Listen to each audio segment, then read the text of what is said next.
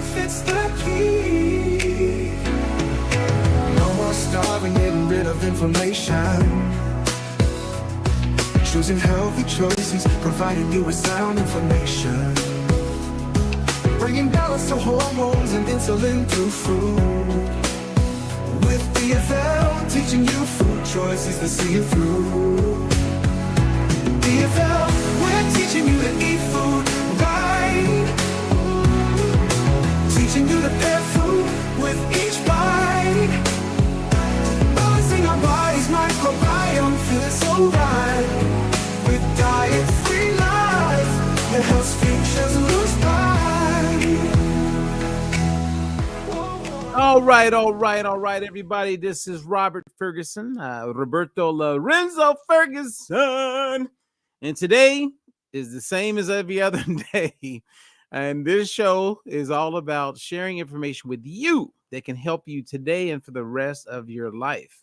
Now, before we dive in and talk about when the best time or what's the best time to exercise when your goal is to maximize how much fat you burn.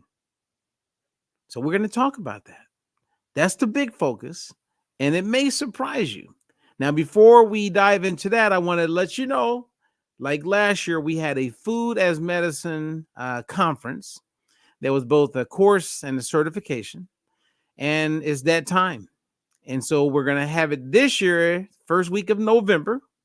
And if you register now, you will save because the price will ultimately go up. So right now, early bird registration is 75% off.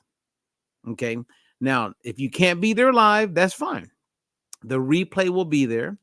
And the certificate that we have is beautiful. Now, for those of you who participated already, then you can go in, you can log in. The course is still there from last year until we replace it. And this year is going to have a whole bunch of new information, some guest speakers, some pre-recorded stuff. It's going to be good. So it'll be a little bit on Friday as far as, a few hours, and then we'll have the rest of it on Saturday. And then right after that, On Demand will be available, and then you can watch it, listen to it at your convenience. Okay, so Food as Medicine 2024. And for those who have participated in the past, you get an extra discount. So it'll be somewhere around 85% discount. So again, take advantage of it now. Get your seat because the information we're going to be touching on is going to be absolutely phenomenal. So without further delay, joining me today in this conversation is the one and only. They call her Susie. What's up, Susie? Hey, Robert, how's it going? Oh, you know what? It's going. I woke up today believing I had a whole bunch of time to relax, get some things done, handle a little bit of laundry in between. Man, it was going to be an amazing day. And next thing you know, I get I've been putting out fires all day. Same here. Oh, I mean, like absolutely. The same day. It's amazing. It's like you don't even see it coming. You wake up and it's like, okay, here we go. But it reminded me that I'm alive. Yes, absolutely. And everything always works out, Susie. Yes, it does. All right. Even when it looks like it's not. Yes. Now, before we dive in, just real quick, what's new with you? Your contact information is there so people can reach out to you if they want a free consultation, they want to learn more about Susie. But what's new with Susie Lopez? Well, I'm growing in my practice. I'm just excited because the things that we're able to just empower, the people that we work with, you know what I'm saying, Robert, but it's exciting. It's exciting to be able to touch someone's life with some of the things that we're learning. I know we're going to cover a lot today, but I'm excited in what I do, with my clients, and I'm always looking to help someone else. So reach out to me. My information is there, but I want to get into the information today, Robert. So let's get right into that. Okay. Well, before we share with everybody, the best time to exercise, which there's a lot of good information that comes with that. I wanted to take a moment and just talk about what we call fat burning meals. And the reason why I want to bring it up, those who are familiar with our methodology and get, they understand the terms like fast carb, slow carb, protein, etc. That's great, but I want to just just have a quick 5-6 minute conversation about fat burning meals. And I want to share something, and then I would love you to just kind of follow me and share whatever comes to mind if there's something that comes to mind. Okay. And this is why I want to share with you guys what a fat burning meal is. One, we have clients in 18 countries right now that are following our methodology, the Diet Free Life methodology. Two, many people will see people on YouTube who have millions and millions of followers, and they will just assume that they must be legit. And so recently, I've had about a little over 20 clients go to a very, very famous doctor named Dr. Fang, who's a big proponent on intermittent fasting. And so his goal is to help people reverse their type 2 diabetes, lose weight, right? And he does good work, and he's definitely helped to raise the bar as far as the awareness of the need that people have. But a little over 20 of his clients have come to me after spending thousands of dollars, Susie. Wow. And not eating and walking around and feeling hangry.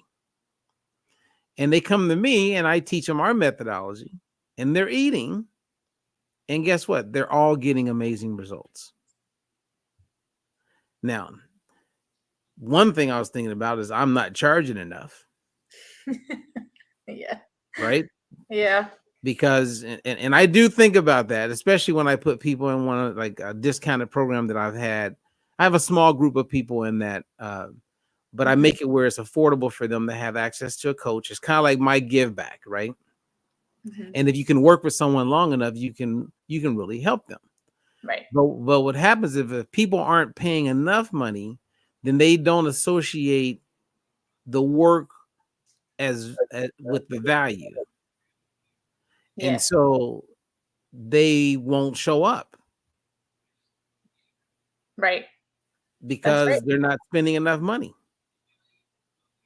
It's kind of like if you look at the fitness industry, every fitness gym, or let's say the majority of fitness gyms, this is the way I learned it when I was heavily in that space.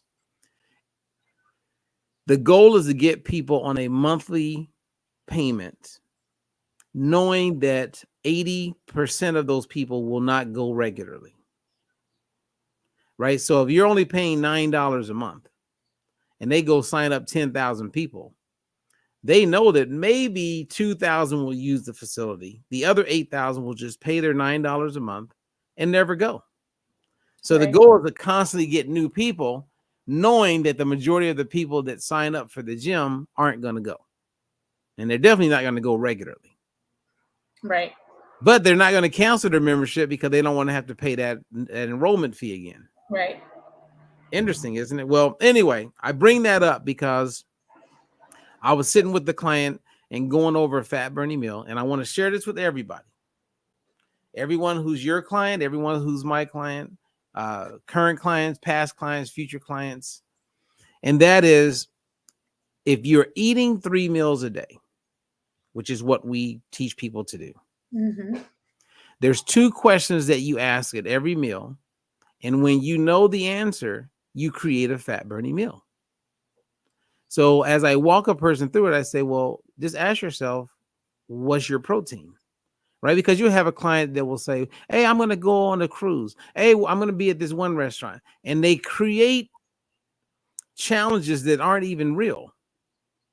Because whether you're at your mom's house, your mother-in-law's house, you're on a boat, you're at the fanciest restaurant in the world, you're at the poorest, cheapest food truck in the world, everything begins with protein. And once you know what your protein source is, chicken, fish, turkey, meatloaf, tofu, Greek yogurt, there's a huge list.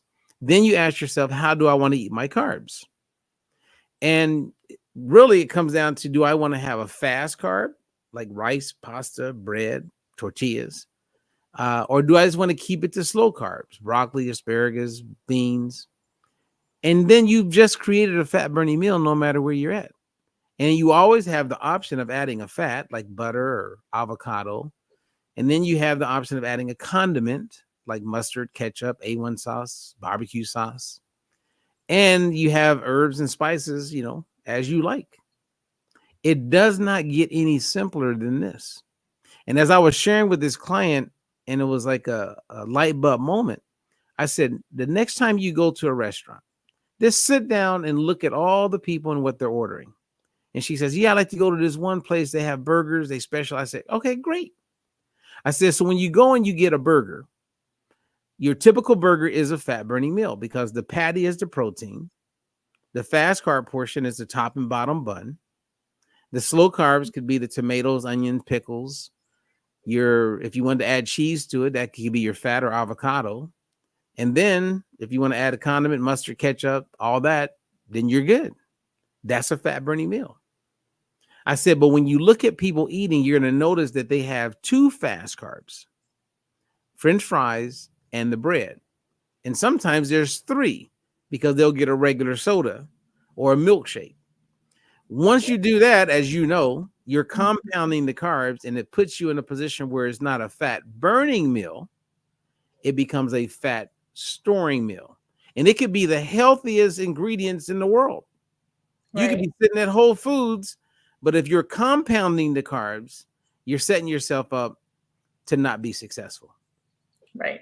Absolutely. So, and once I shared all that, she was like, oh, I think I get it now. I go, yeah, I've only been coaching you for about 5 weeks. Yes. So, I mean, I'm sure when you talk to clients, sometimes they make it more difficult than it needs to be. Absolutely. Yes. And it really is simple. Like you said, like we're just creating meals where your body is more likely to burn the fat versus store it. Exactly. And as they learn these combinations that we teach, I mean, you can make it work with anything, with any foods, in any culture, any preferences. So it's really, really simple once you understand the basics. Amen. Yeah. And it's interesting because right now I have some goals, and I think this is like day 10 or day 11 for me. And it's been great, Susie. I mean, right. I can feel my workouts are getting better. I've already seen major progress with my goals. And then people say, well, what are you doing with the food? I go, I'm doing exactly what I teach you to do. Yeah, exactly. Exactly. Right? I'm not doing something different. Yeah. And it's just a matter of just getting people going. And once they get going, then they got it. Then you can maximize your meals the same as you can. If for those who want to exercise to maximize fat burning, they could maximize fat burning. And that's why we're talking about today this new study that came out. Let me show you the study. If anybody want to look it up, you can go to PubMed, Google Scholar.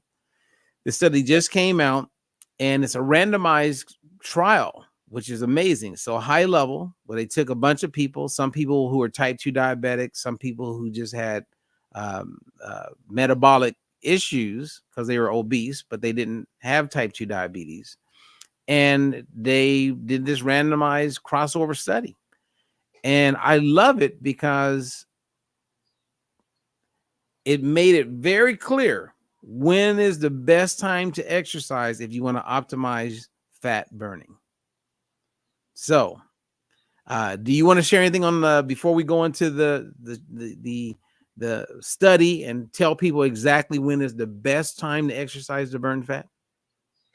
Well, before we give them that info, I know that I previously thought that the best time to do that would be the morning. That's what's worked for me, but I think we're going to learn a little something different today. So, well, you know what? For years, when people would ask me, I would say first thing in the morning, because if you think about it, you wake up in the morning, you're thinking whatever's floating around in your blood is floating around in your blood. And if you were to start exercising, your body will use that fuel that's floating around in your blood before it uses fuel that's stored. So it makes you just go, okay, I could see that, and it just makes sense. Right. And for years, people have gotten amazing results waking up and doing fasted cardio first thing in the morning. And if that's working for someone, I would say keep doing what you're doing. Because in this study, what they learned was that people who exercise in the afternoon, and again, we're not talking about people who are shift workers because that changes everything. Right. But, most of us who wake up in the morning, let's say somewhere between 5, 8, 9 o'clock in the morning and go to bed, in the evening, those people, as per this study, burn more fat when they exercise in the afternoon. So when you first saw that, was that a shocker to you? It was a little bit. Again, it was going against what I, thought was the most ideal to burn some body fat. But I think this study is saying differently, right? Based on them looking at a group of people with metabolic syndrome. I don't know if you want to go over that a little bit, Robert, like what metabolic syndrome is. Well, you go ahead and share. Okay. And what's up, Tracy? We got Tracy from Florida saying hi. Tracy, you got to get on it, girl. She's one of my clients. She wanted to disappear on me. It's like I need to start charging my clients quadruple. They'll show up. And Tracy's great. She's a great client. She's a great person. She's a coach in training. So, but anyway, yeah. Talk about what is metabolic syndrome. Okay. So metabolic syndrome, it's classified with if you have some of these things going on, then you have metabolic syndrome. So the first one would be increased waist circumference or belly fat. The next one would be high triglycerides. The next one is elevated blood pressure, high blood sugar, and a low HDL, or what people sometimes refer to as the good cholesterol. So that would be something. If you have any, what is it, Robert? Is it? I mean, you said a low LDL or HDL? Low HDL. Low HDL. Yeah. Yeah. Was it? And I may not have all my info here, Robert. Is it if you have one of these, you have metabolic syndrome, or is it more than one? One of those. One of those or more. Yep. Okay. Yeah. Yeah. That's right now it's estimated that 93% of adults have some level of metabolic dysfunction. So they have metabolic syndrome. And before metabolic syndrome was actually coined or termed metabolic syndrome, it was called insulin resistance syndrome. And then they changed it to metabolic syndrome. And whenever you see syndrome, that just says that we don't know clearly 1,000% what is the cause. Like there's a lot of factors involved, and that's what makes it a syndrome. Like PCOS, right? Polycystic ovarian syndrome. Like there's just so many things that we don't understand, so it becomes a syndrome. But those are the people who were participating in the trial. Study. Yeah. Right. In this randomized trial. Now, here's the ticker and the thing that everybody would want to understand. Right. And that is the answer to the question, why were they burning more fat in the afternoon? And the study suggests or demonstrates that throughout the day, they had the lowest level of insulin circulating in their body, the hormone insulin, in the afternoon compared to the morning. Because in the morning, whether you're eating or not, insulin is usually a little more elevated in the morning compared to other times. And then it's triggered primarily based on food throughout the day. So low levels of insulin, which you and I both know, is where we want to get our clients. Right. And when you have low levels of insulin, you're less likely to crave. You're less likely to have a whole bunch of other challenges. Your energy levels tend to be better or much elevated. So low levels of insulin is where we put the focus, where the majority of the country in the world is putting the focus on sugar levels. Like, what is your sugar levels like in the body? Where we're like, no, the focus really needs to be on insulin, because if you get the insulin under control, that means you automatically have the glucose or the sugar in your blood under control. Right. So in the morning, like you and I were talking before we started this, when you wake up in the morning and let's say you did nothing but just sit there, 10 minutes goes by, you stand up, you walk into the kitchen, look out the window, sit down and do nothing. And 20 minutes later, if you had tested your blood sugar before you got out of bed and within 10 minutes of getting out of bed, and then 20 minutes later, you'll notice your blood sugar levels are elevated. They'll actually go up without you eating anything. And that's because of the whole metabolic process taking place in your body, right? So your liver holds a certain amount of sugar. Mm-hmm. And when your sugar levels get low in your body, then your liver wakes up and says, hey, we need sugar. And so that communication is taking place between the liver and glucagon, which is a hormone that is kind of like if there was a Batman and Robin, well, that's not a good example. If there was a superhero and then you had the bad guy, well, actually, I don't want to call either one of them bad. But yeah, I think you get the point. So insulin brings down the sugar. Yeah. Is known for that. And glucagon, which also comes from the pancreas, can cause the sugar levels to go up. So usually when glucagon is elevated in your body, insulin is down. When insulin is elevated, glucagon is down. So they kind of they have a symbiotic relationship. Like a teeter-totter almost. Yeah. Kind of thing. Yeah. So then I would say people would be like, okay, well, if that helps with exercise, does it also help with like just burning fat? Absolutely. Especially with so many people with metabolic syndrome in the form of insulin resistance. When your insulin resistance is elevated, which a lot of people are living with insulin resistance, the worst thing they could do, Susie, if they wanted to lose weight, is to eat every 2 to 3 hours. Mm-hmm. Yeah. Something that I promoted in a big way.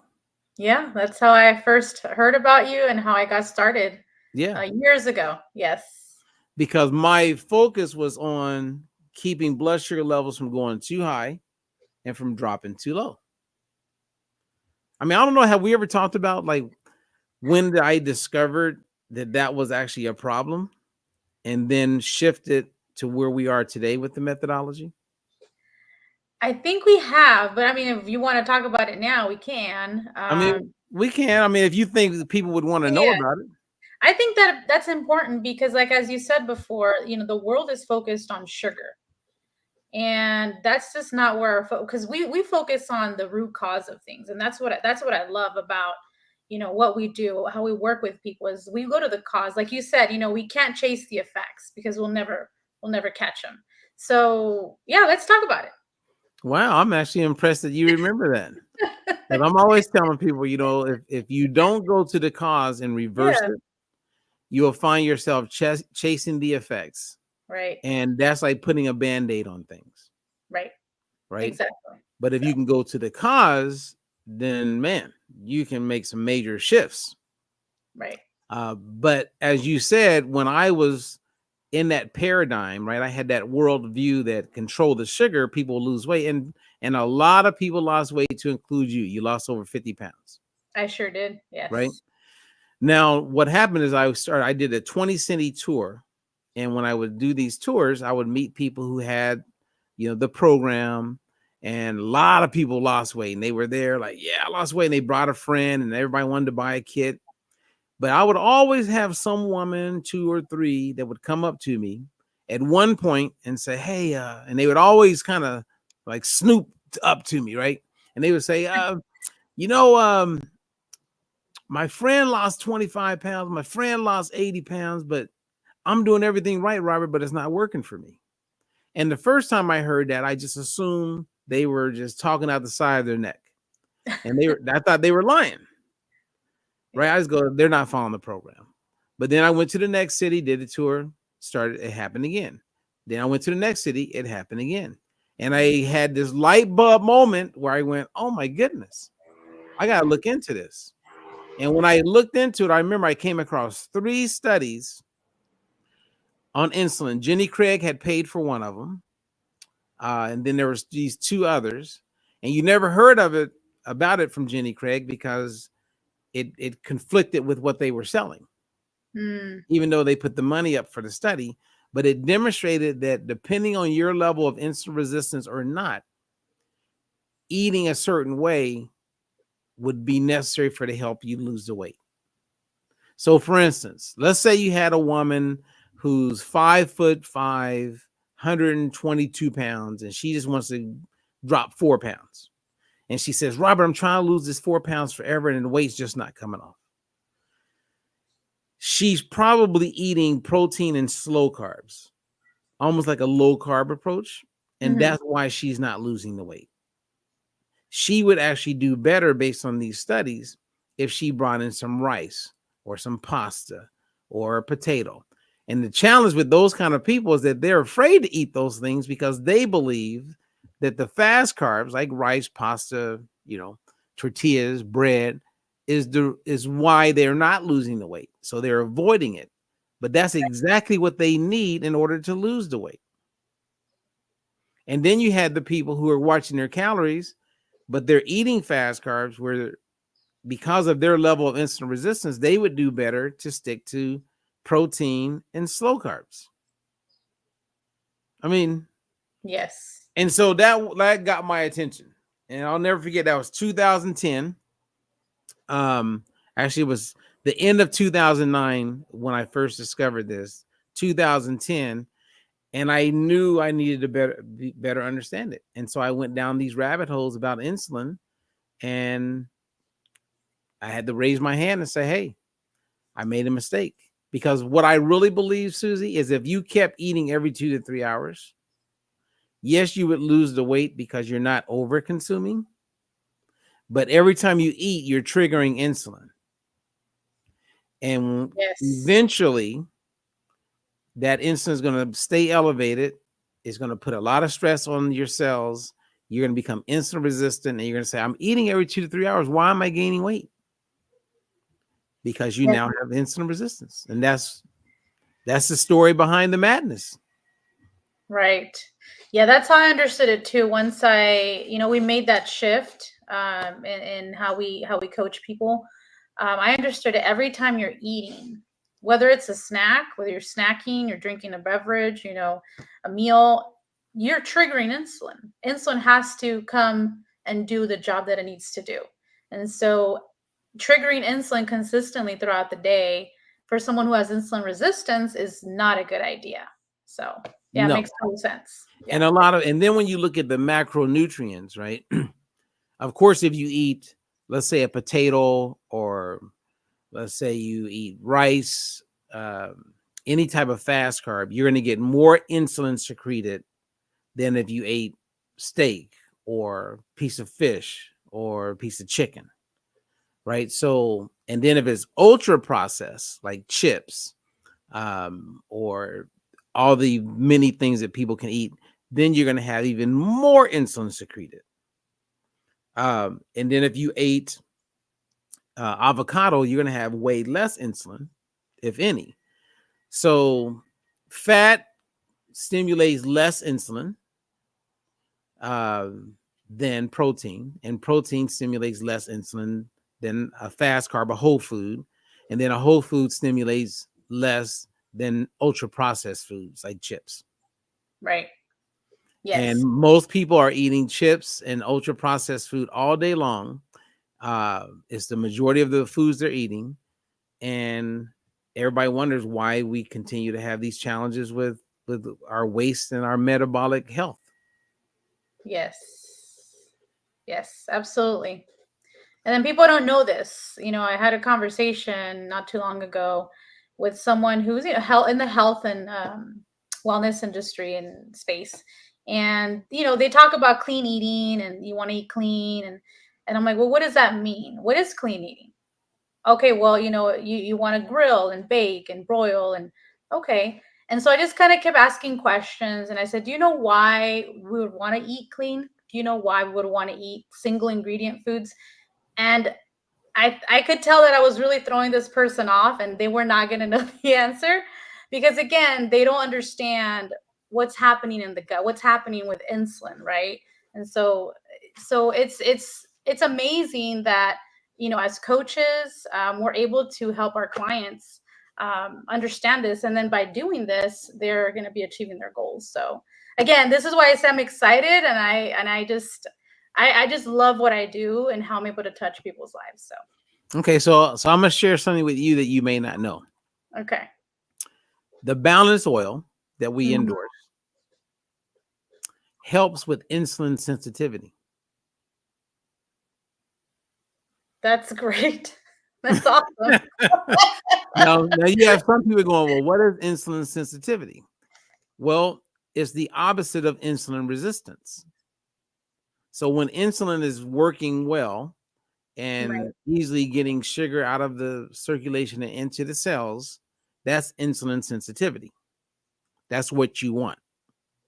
When you have insulin resistance, now you're falling into metabolic syndrome, right? That means that the cells are not responding very well.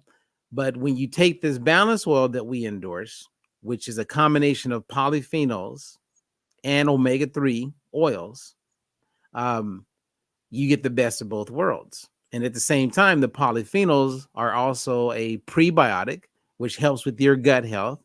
And the omega-3 is a prebiotic, which also helps with your gut health and a whole bunch of other things. So, and let me just add one more thing since we're talking about burning fat. Yeah. They've done many studies on this multiple times, that when people are consuming a quality omega-3, like in the balanced oil, Mhm. on average, they're burning over 200 extra calories a day without doing anything else. And let me just add another thing. There's multiple studies that demonstrate that the balanced oil, right, the omega-3s that are in there with the polyphenols, helps prevent disuse atrophy, meaning that if you're not using your muscles, you lose your muscles, right? So let's say you have a person who's wheelchair bound. That's their biggest concern, is muscle loss.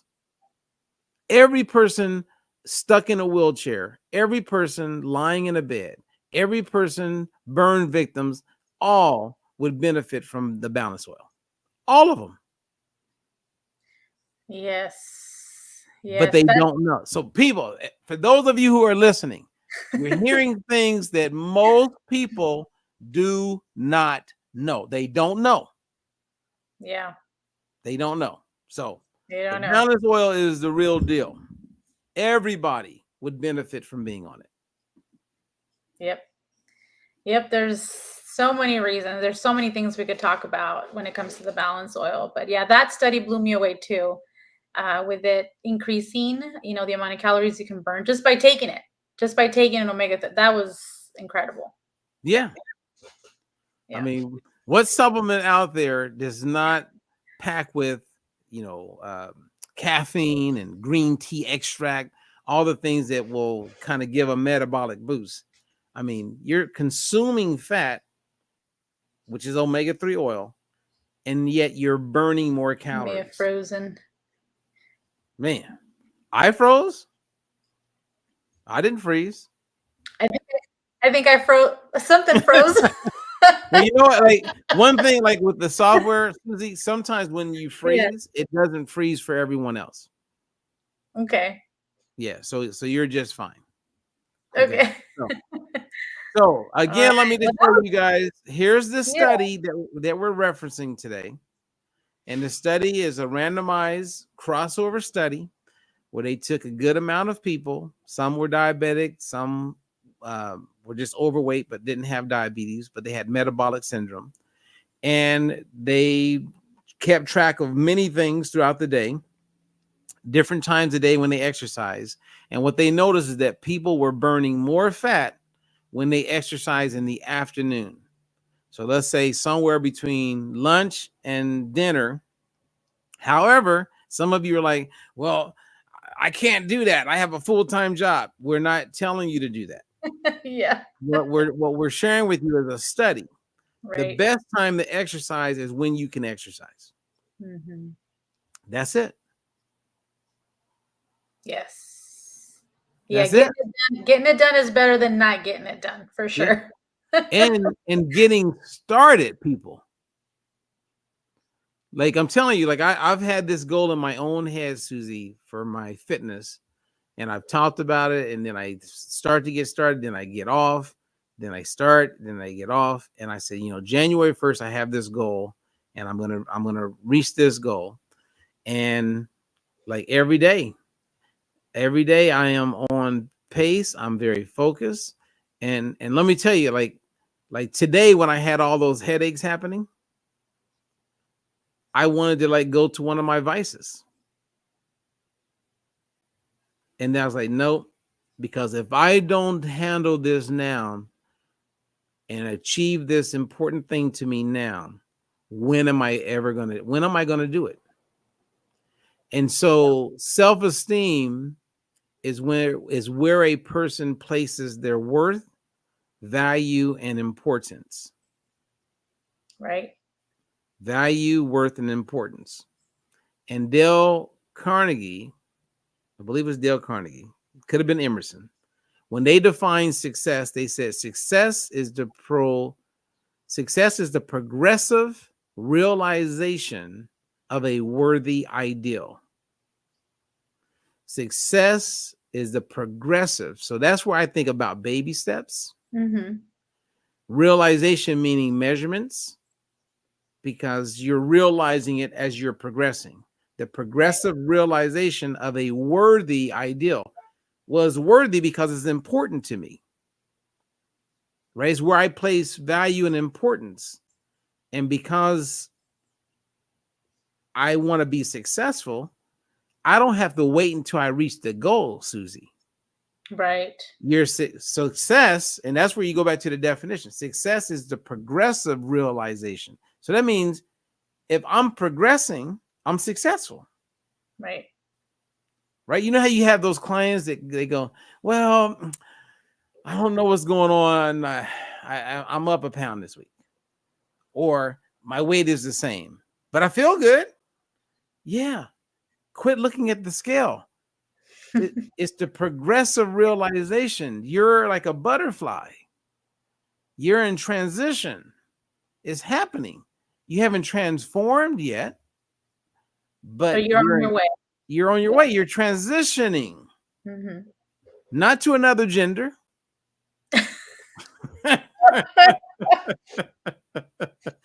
But you're progressing. Yeah. So had to throw that in there, huh, Robert? Always. So do you have so before we go, and thanks for those who are able to catch it live or the replay, let us know where you're from, say hi, put something in there, whether you're on YouTube, Facebook. And I know it may be a little confusing when we talk about when your insulin levels are low is when you're going to burn the most fat. But you can eat in a way to when insulin levels are low. So when you are waking up first thing in the morning, Susie, and doing cardio, which I'm a big believer, I think that that's a great thing to do. Mm-hmm. Your insulin levels are going to be much lower than usually if you were to do it after eating a meal. Right? So wake up in the morning, you haven't really eaten. If you can do fasted cardio or do a kickboxing class or hit the weights, go for it, because the best time is when you can do it. Yes. Amen to that. And I think the take home is just helping people realize, well, I got to learn a little bit more about this insulin thing. Yeah. Yeah, absolutely. Because that's where it all is going to end up. You know how everybody's talking about sugar. Before that, everybody was talking about calories. There's always something being talked about. Yes. Then it's the ingredients. Now there's insulin resistance. Now you got microplastics that are endocrine disruptors that are creating havoc in our bodies, and we don't even realize it. I mean, there's so much going on that we're at a place where it is to our benefit to become informed so we can navigate around it. Yes. As best as possible. Yes. Well, think about all the people who want to be healthier and they go to the grocery store and they are buying what is healthy based on what the product says.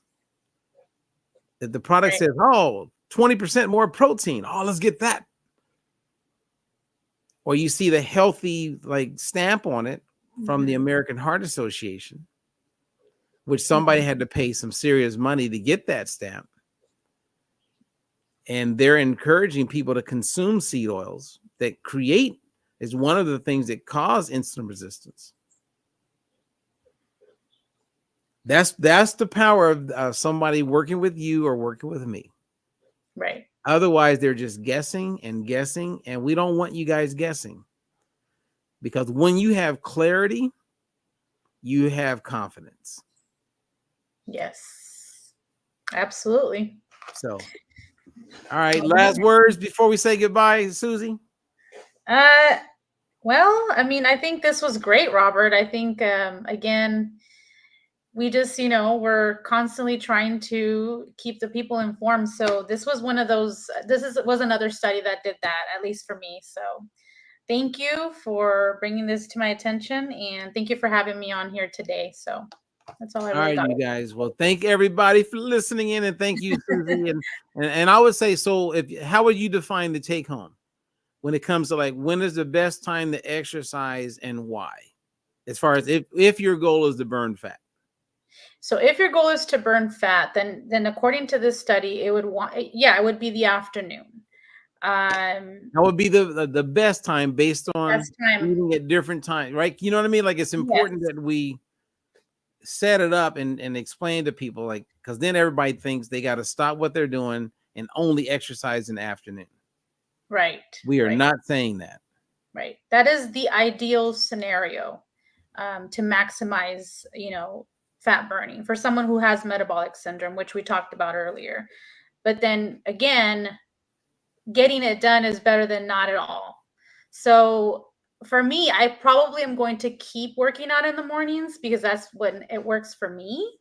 But it may not be that case for someone else. It may be the evening. It may be, early or late afternoon. So I would say just get it done when you can. But yes, according to the study, to maximize would be the afternoon. Wow, as you were just sharing that, I was thinking about my days in the Marine Corps. And when I had gained a lot of weight when I first went into the Marine Corps, I was depressed. I was stuck on a Navy base as a Marine. That was not fun. And one day we would wear camouflage, right? And so, and I can share more with you about this later. But in a book I wrote called "The Conquering the Munchie Monster," I tell this story a little bit. And what happened is I started gaining a lot of weight, Susie. And next thing you know, I was obese. But you couldn't tell because we wore camouflage like all the time, like these big utility outfits, right?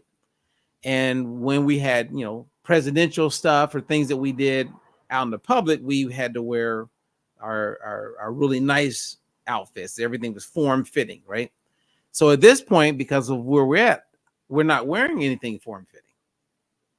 So I'm wearing the camouflage. Every day I would go to McDonald's. I mean, I was eating there for breakfast, lunch, and dinner.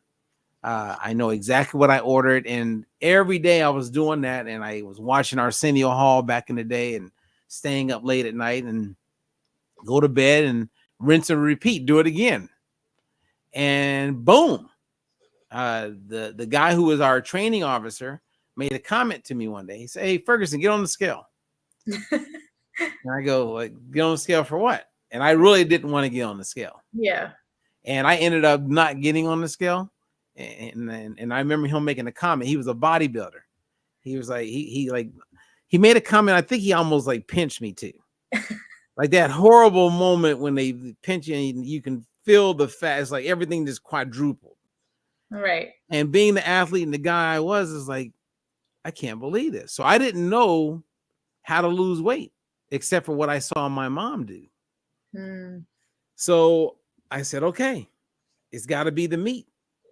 So I quit eating meat. And I said, all right, I'm not going to go to McDonald's anymore. I'm just going to go to the chow hall. So then I would just go to the chow hall. And then I always heard that oatmeal was healthy. So I didn't know. So I started eating oatmeal. And then I started running. So my routine was wake up before work and run 3 miles. Then when everybody went to lunch, same day, go run 3 miles. Then before I would go to bed at night, go run 3 miles. I did that every day. And the weight came off. And then I got to this point where I had this question. I was like, am I going to have to run 3 times a day for the rest of my life? Yeah. And I remember like that moment, and this bodybuilder guy, that saying, he was like, well, you need to hit the weights. And because I had asked him a couple questions, and he goes, you got to hit the weights and just get your calories under control. So I was like, okay, well, I got the food. I'm not eating meat, because I was blaming meat for my weight. Mm-hmm. And I was like, okay, well, let me figure that out. And I didn't want to lift weights back then. I just, I think I was thinking like most women, when you think you're going to get big and bulky, and that's not what I wanted. I wasn't going after that. I was trying to get lean, and this guy was big and, bulky. Mm-hmm. So, yeah. So I'm going to stop there because I could go on, but that's when it all started, because I ended up becoming a vegan because I didn't know anything about nutrition, and I thought meat was the bad guy. And it wasn't. But I was ignorant. I didn't know. I was a young 18, 19-year-old kid who woke up one day and realized he had gained some weight, and before anybody could figure it out, I needed to get the weight off, because you could get kicked out of the military if you gain too much weight. Right. And I just started running. Like, it was really run, Forrest, run.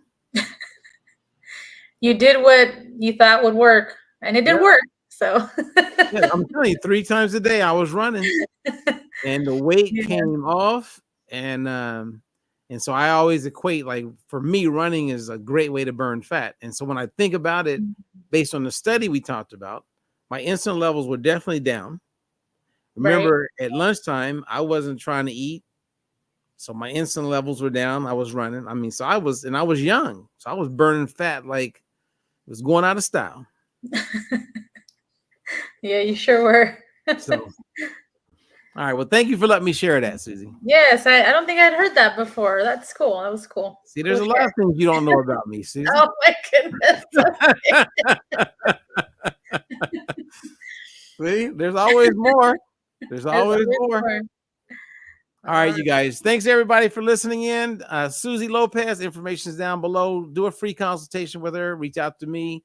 If you want to learn more about anything, reach out to us, and at the same, or things that we do.